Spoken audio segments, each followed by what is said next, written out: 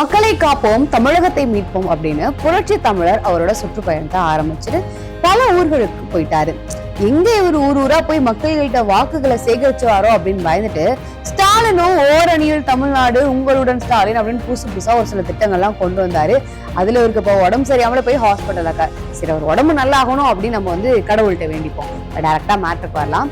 இப்படி நார்மலா ஒரு சுற்றுப்பயணம் மேற்கொண்ட அவரு இப்ப தேர்தலுக்கான வாக்குறுதிகளுமே கொடுத்திருக்காரு.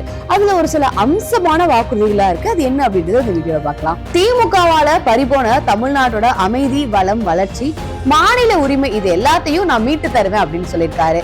இதுதான் தமிழ்நாட்டு மக்களுக்கு எடப்பாடி அறிவிச்ச 2026 தேர்தலுக்கான முதல் வாக்குறுதி. ஆரம்பமே அதிரடியா இருக்கு. கும்பகோணத்துல கைத்தறி நெசவாளர்களை சந்திச்சு பேசின எடப்பாடியார் ஏழை நெசவாளர்களுக்கு திரும்பவும் பசுமை வீடுகள் கட்டி தரப்படும் அப்படின்னு வாக்குறுதி கொடுத்திருக்காரு. திரும்பவும் அதிமுக ஆட்சி அமைச்சதுக்கு அப்புறமா தாலிக்கு தங்கம் திட்டம் வரப்படும். அந்த திட்டத்துல மணமகளுக்கு இலவசமா கைத்தறி பட்டுப்புடவை வழங்கப்படும் அப்படின்னு அதிரடியா அறிவிச்சிருக்காரு. பாரம்பரிய நெசவு தொழில காப்பாற்ற நோக்கத்துல அன்னைக்கு உற்பத்தி செய்யப்படுற துணிக்கு அன்றைய தினத்திலே பணம் கொடுக்கும் நிலை உருவாக்கப்படும் அப்படின்னு எடப்பாடியார் உறுதியளிச்சிருக்கிறது இன்னொரு சிறப்பான வாக்குறுதி. இது மாதிரி இன்னும் பல சிறப்பான வாக்குறுதிகளை எடப்பாடியார் வழங்கியிருக்காரு. இது மாதிரி பல வாக்குறுதிகளை அவரோட சுற்றுப்பயணத்துல அவர் அறிவிச்சிருக்க காரணத்தினால இப்பவே சூடு பிடிக்க ஆரம்பிச்சிருச்சு 2026 சட்டமன்ற தேர்தலோட களம்.